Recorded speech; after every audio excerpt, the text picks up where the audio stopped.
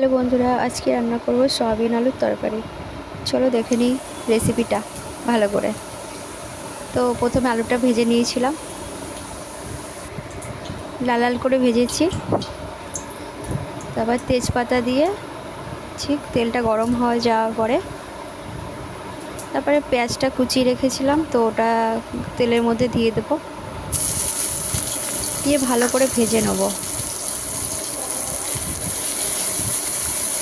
ভালো করে ভাজা হয়ে আসলে দিয়ে রসুন বেটেছিলাম, রসুন বাটাটা দিয়ে দেবো। হ্যাঁ, আজকে সয়াবিনটা একটু পেঁয়াজ রসুন দিয়েই করব। আমার নিরামিষ অতটা ভালো লাগে না, তো ওই জন্য আমি পেঁয়াজ রসুন দিয়েই ভালো করে বানাই, আমার এটাই ভালো লাগে।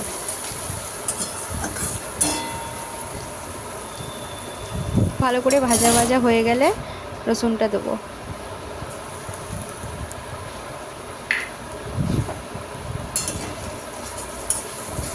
দিয়ে ভালো করে মশলাটা কষিয়ে নিতে হবে যতক্ষণ না তেল বেরিয়ে যাচ্ছে। দিয়ে আদা জিরে বাটা লঙ্কা বাটা দিয়ে দেবো, দিয়ে ভালো করে নেড়ে নেব।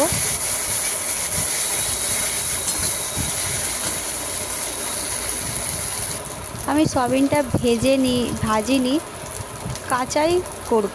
সয়াবিনটা ভিজিয়ে রেখেছিলাম, অনেকে সয়াবিনটা ভেজে করে, তো আমি আজকে ভাজবো না, আলুটা শুধু ভেজেছিলাম।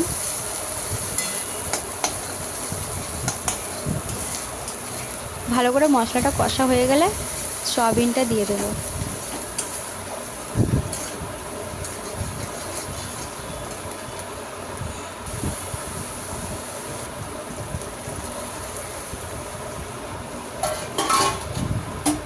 বড় সয়াবিন অল্প করে ছিল যেহেতু, তো ছোট সয়াবিনের সাথে মিশিয়ে দিয়েছি। ভালো করে কষিয়ে নেব।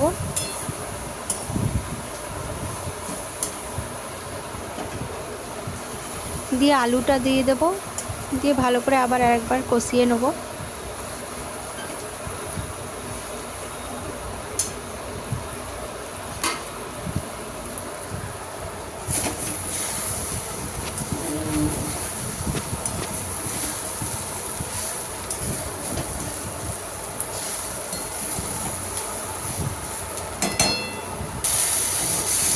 দিয়ে এবার জল দিয়ে ঢাকা দিয়ে দেবো।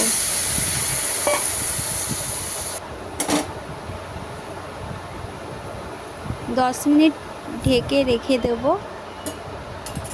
তারপরে ঢাকাটা তুলে নেব। দিয়ে ফুটে এসেছে, নামানোর সময় একটু গরম মশলা দিয়ে দেবো, দিয়ে নামিয়ে নেব। তো আমার সয়াবিন তরকারি হয়ে গেছে। টাটা।